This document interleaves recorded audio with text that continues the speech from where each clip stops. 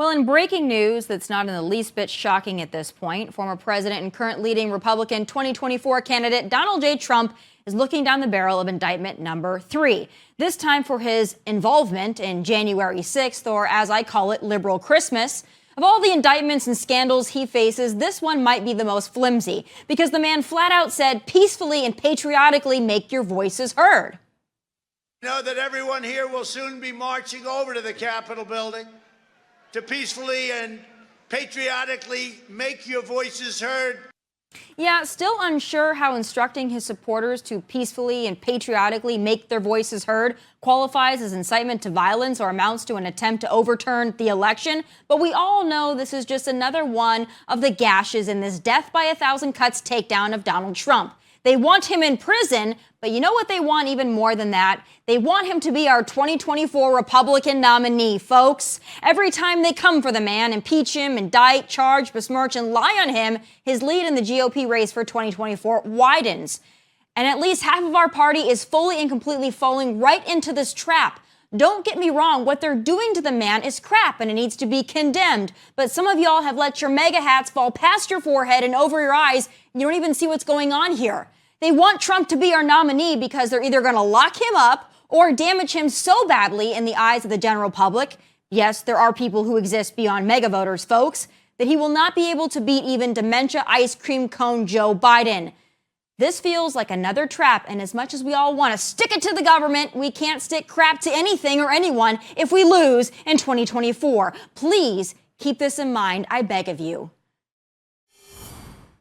If you noticed recently, President Trump went up in the polls and was actually surpassing President Biden for re-election. So what do they do now? Weaponize government, to go after their number one opponent. It's time and time again. I think the American public is tired of this. They want to see equal justice, and the idea that they utilize this to go after those who politically disagree with them is wrong. Well, my next guest has been tweeting up a storm about this potential indictment, lucky number 3 against former President Trump. I think it's safe to say he's on the left side of this issue. Joining me now for what I hope will be a friendly little debate about this and so much more is journalist and Twitter extraordinaire, Brian Krassenstein. Brian, it's great to have you. I see your tweets pop up on Twitter regularly. I don't even think I necessarily follow you, but I see all of your content, and I gotta say, I don't know if I would call myself a fan, but I am a follower. Well, thanks. Thanks for having me here. I'm happy to be here. So I want to get into this first order of business here, and that's potential indictment number 3. So I already know how you feel about it. I saw your tweet yesterday saying, hey, listen, if they go after this man this many times, he's got to be a crook, and maybe we should wait and see if he is in fact a crook. So I'm guessing that that's where you stand on this. But I'm wondering if I could just prod you a little bit. Do you think that there's a world that exists that shows the federal government going after Donald Trump repeatedly because they, A, don't like the guy, and B, they don't want him back in office? Do you think there's a world where that could be a possibility? I understand why some people view it that way, especially if you're on the right. But I would say there isn't a world like that. If this was just the Manhattan case, then I would kind of think, hey, maybe Alvin Bragg is going after him for political reasons. But this is the third likely indictment. There's been 71 counts. There's certainly going to be many more, it appears. I say just trust the justice system. Trust the justice system. I'm not saying Trump is guilty of anything. I want to wait to see what happens at trial or if there's a plea deal. When you say trust the justice system, I understand. It's interesting because sometimes when the justice system doesn't work out the way Democrats would like it to, they burn things to the ground, but that's beside the point. I want to talk about just the merits of all of this. You know, this isn't just the indictment 1, indictment 2, potential indictment 3. This is also impeachment 1, impeachment 2, the fake dossier. Do you see where some people on the right, and especially the Trump supporters out there, might feel like, boy, you just keep trying to go after this guy for this so-called insurance policy to keep him out of office, and it feels like the scales of justice are really not tipped in this man's favor here?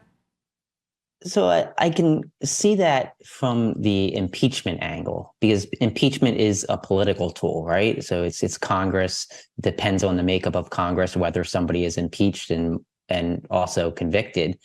From a criminal sense, though, I have more trust in the justice system than I do the whole political arena.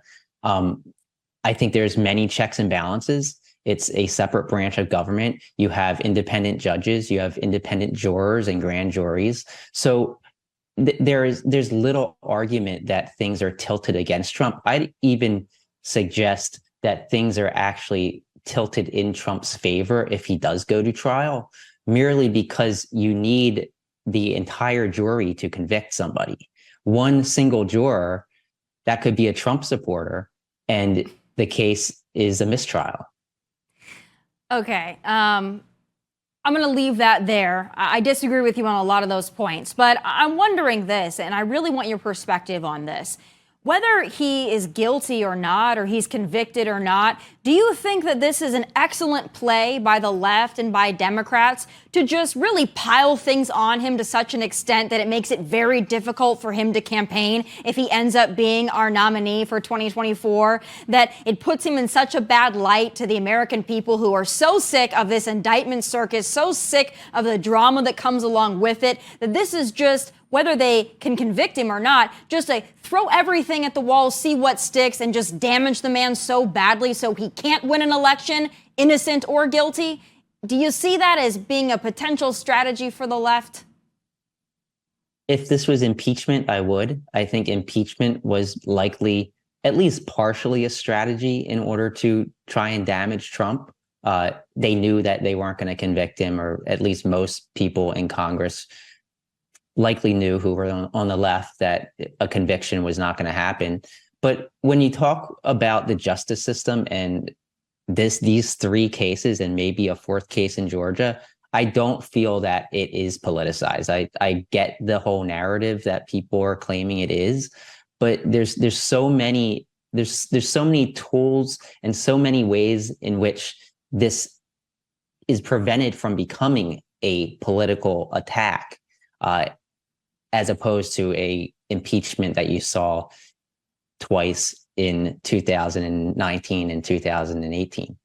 Brian, I'm going to go out on a limb here and say that you would like to see Joe Biden reelected. Is that correct? Yeah, I mean, I'm a Democrat, so I would like a Democrat in office. That's not to say that I don't think his age is an issue. Against Trump, absolutely, I'd like to see Biden reelected. So you've got to explain something to me. I don't talk to many Democrats, and in fact, I do talk to a lot of Democrats, by the way, who are excited about Joe Biden. I just don't see the excitement there. I don't see anybody that's just full-blown, let's go, Joe, we want him in office, not in 2020, certainly not in 2024, but it's like we just hate Trump so much that we will elect a vegetable in place of Trump. So that to me is a little concerning, because I would assume, Brian, that you love your country and you want this country to do well. I don't think it's up for argument that this country was doing well under Trump, whether you liked him or not. Economically, we were doing well. On the world stage, we were doing well. So you would rather see Joe Biden, who cannot complete a sentence, as your president once again, or Kamala, even worse, than a President Trump? Yeah, I certainly rather see a Joe Biden than a Trump. Why? And that's you have to explain that to me.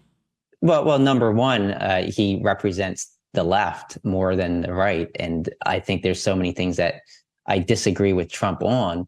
I'd rather somebody be pushing forward progressive ideas than conservative ideas. Like I said, I think that Biden's age is definitely a concern, but you surround yourself with people who are going to push forward your ideas in the way you want the country run. If something was to happen to Biden, Harris could step in. Brian, I know that you're not really trying to tell me that Vice President Kamala Harris, thinking about her being your president, I know you're not going to try to tell me that that gives you comfort at night when you lay your head down on the pillow. Have you listened to her speak? I mean, it's worse than Joe, and Joe falls asleep mid-sentence. I mean, have you listened to Trump speak too, though? Yes, I love it. I love it every time. I feel that the administration, I feel that Biden should have given Kamala more, I think, more action, put her as more of a face as the vice president than he has. I think that she's had limited public appearances. Those limited public appearances are skewed usually to make it appear as if she's incapable, but she's a very capable woman. Her background is she has experience that can certainly lead a nation. Okay, he's given her a lot of opportunities because he's literally given her the command of several things, including our border, that she half visited one time. Now, apparently, she's the czar of artificial intelligence. Just last week, she described artificial intelligence as a fancy thing that's 2 letters. I mean, every time they let this woman speak, it's a debacle. You have to watch. You had to watch the whole video. Yeah, if you clip I out watched the whole 10 video, seconds. Brian. It didn't get better. And also, It did. Brian. The typical American doesn't understand AI. Neither does Kamala.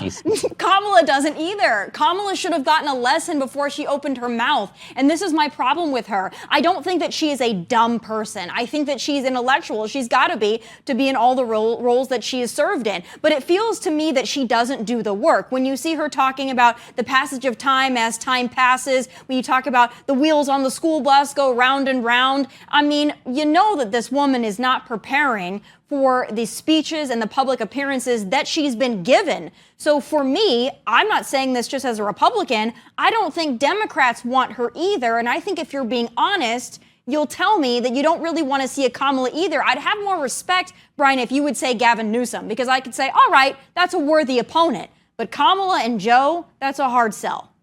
So before I get to that, I think that Kamala would make a decent president. I don't think that she would be better than a man who has been indicted 3 times.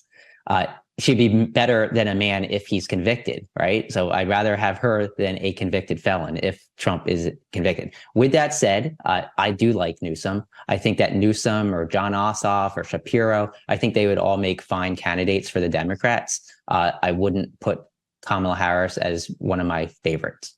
Yeah, nobody would. The Democrats didn't, which is why she didn't last long when she ran for president. But I got to turn now to a little discussion on Joe Biden, because you talked about not wanting a convicted felon in office. Weird to me, because I hear the Democrats routinely tell me that we should let everybody out of jail, that the people that are rioting and looting and burning cities to the ground are actually just mostly peaceful protesters. But that aside, when we look at Joe, when we look at the mounting evidence about his pay-to-play bribery, I understand that you're going to tell me that they're still investigating it, that there's no hard evidence. But when you look at it, when you look at that WhatsApp message from Hunter Biden, for example, talking about sitting there with his father and really trying to shake down a foreign national for money, that doesn't give you a cause for pause, even in the least that you would be electing what should be a convicted felon into office for the second time? So the WhatsApp messages, I need more information on those. Obviously, if they're legitimate, then I think that they should be looked into.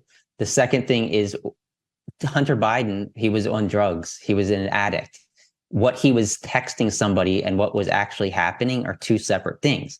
Was Joe Biden there talking to him? If he was, I absolutely agree that Biden should not be president. But I have not seen any evidence pointing to that other than a WhatsApp message that cannot be actually collaborated and also does not indicate that Joe Biden was actually present. Well, he said my father's here, so unless there's an episode of Maury Povich I'm unaware of, his father would be Joe Biden. But you have to... I can tell you that I'm sitting next to Donald Trump right now, right? Would you believe me? Well, there's a reason why Hunter Biden received the money that he received. I think that you and I can both agree it's not because he's a Burisma Energy executive or because he's an excellent painter or whatever other odds and ends job that he might have. When you look at it and you see 9 Biden family members getting millions of dollars over the span of almost a decade, that doesn't make you look at that and say, why is a Biden grandchild, the one that, is acknowledged, receiving money from foreign entities? That doesn't make you a little bit suspicious, Brian? Well, so first of all, Biden grandchildren didn't receive money directly from foreign entities. The money was sent to Hunter Biden, and Hunter Biden divvied it up. He gave it to people. He's allowed to give money to his girlfriend or his daughter or his son, whoever he wants to give money to. He's a private citizen. Now, I agree that some of the positions that Hunter should have taken, he shouldn't have taken. I think that it gives this appearance of corruption. Now, is there evidence that Joe Biden received money based on actions that his son took as a private citizen? No. If you have that evidence, then sure, let's see it. But all we have right now are people that are saying that people in Ukraine said something, right? So we need evidence. You need hard facts and evidence to actually point to corruption and a crime. Well, we're going to have whistleblowers testifying, and we've already had whistleblowers come forward. We've got apparently 17 voicemails. I mean, the evidence is piling up. So here's the thing, though. So you have whistleblowers. Typically, when a whistleblower comes forward, they bring with them receipts. They bring documents. They bring recordings. They bring something that backs up what they're saying. So it's more than just some person saying they heard something, right? So let's see that. If you have that, then I absolutely will take a look at it and consider it. Well, there's an entire form, but we'll get to that. We could debate this back and forth all day long. Next thing I want to shift to while we have some time is the culture war, right? I see you tweet a lot, and sometimes I agree with your tweets because sometimes I think that you are very level-headed, other times not so much. But I want to talk about the book bans, all right? This is Gavin Newsom's favorite topic, by the way. He just is so dedicated to making sure that gay soft porn is in the libraries of children. But I want to get your thoughts on this because I don't know exactly where you stand. Do you think books like Genderqueer, for example, should be in children's libraries? So I think this is kind of a matter of where you draw a line. So it's not a black and white issue, right? There's very many different shades of gray. There's different books, there's different age groups, there's different ways that these books are kept away from children. So I think it's like a happy medium. The solution's something like allowing these books to be in libraries if they're able to be seen by certain age groups. So, I mean, obviously genderqueer shouldn't be in a grade school. And putting the book somewhere that only certain age groups can see. And perhaps with something like Genderqueer, which is one of the more racy books, you could have it only being able to be checked out if a parent gives permission. I think parents should have rights and parents should be making these decisions. But I think that what we see often is that everybody on the right says these books should be banned and should be inaccessible to students, while those on the left are saying all these books should be accessible to so many students. So it's somewhere in between, I think. All right, well, I can agree with that. Do you think that they should put Playboy magazines next to the Genderqueer for the certain age groups? Do you think that that would be fair game as well then? No, I don't. I think that if the book is something that is actually teaching students something, and Genderqueer actually does teach students, if you have transgender students, it teaches them about themselves. I think that that's different than just plastering a Playboy where you have actual nude photographs and it serves no educational purpose. Well, I think there's a difference. Well, okay.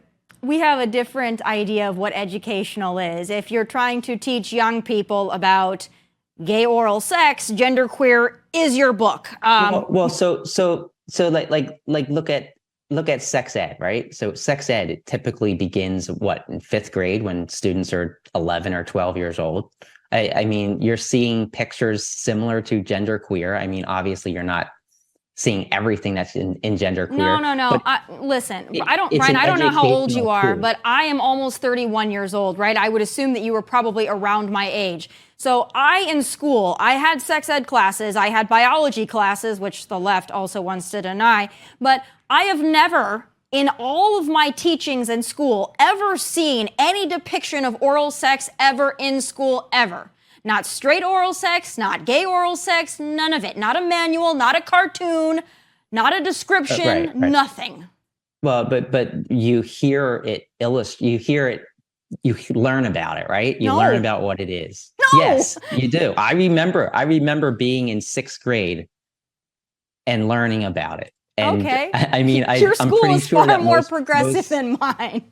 I mean, Maybe it was. I went to school in South Dakota, so maybe that's the difference. We don't have that in South Dakota, but you know, times are changing. The last thing I want to talk about is kind of a fun topic, and I want to congratulate you because you're doing really well on Twitter. You're making that money, all right? And I want to talk about what you think about this new Twitter model. You were obviously named in several articles talking about how much you made. So can you tell my audience how much you've made off of Elon's Twitter and the ad replies and what you think about that program? Yeah, so the first payment that I got was a little over $24,000. I think it was over about 4 months. But yeah, like I don't think it's a bad idea. I think that it's likely something that is going to drive more creators to Twitter, people that maybe didn't even consider Twitter in the past. I mean, all these platforms are starting to monetize, whether it's YouTube, Facebook has monetization options, not the same way as Twitter, but it's definitely something that could attract people to Twitter. Are you concerned at all, because I am concerned about this, that because it's monetizing the replies to tweets, that people on the left and the right are going to tweet more extreme things to get a reaction to make more money? Because I truly have that fear that it's going to entice grifters to grift harder and to be more ridiculous simply to get more money. I actually feel it could actually do the opposite. And I'll tell you why. I think that Twitter's algorithm right now it's basically boosting dialogue. So comments on tweets and comments to comments. So if somebody comments on my tweet and I reply back, that is actually boosting the post within the For You feed. So that is boosting a dialogue. And I think dialogue's important. I think when you have a dialogue, a lot can be accomplished. People understand each other better. So will people tweet out outlandish, outrageous things in order to get clicks? It's possible, but I also feel that I even noticed myself, like I post things that are going to create a dialogue. Even if you disagree with me, I'll still have a dialogue with you and try to understand what you're saying. And I feel that a lot of the people on the right who follow me are doing the same. So I don't know. I think Elon's idea here, it might just work. We'll see. Well, I like it, and congratulations to you for doing so well on Twitter. I certainly see you in my feed often, which is why I wanted you on my show, because I appreciate the dialogue, whether it be virtual dialogue or dialogue Zoom. I appreciate it, and I appreciate you coming on. I hope to have you back. We've got a lot more to discuss about your president and Kamala, because I really want to dig into that as more information develops. Great to have you, Brian. Thank you for coming on. Yeah, thank you, Tommy.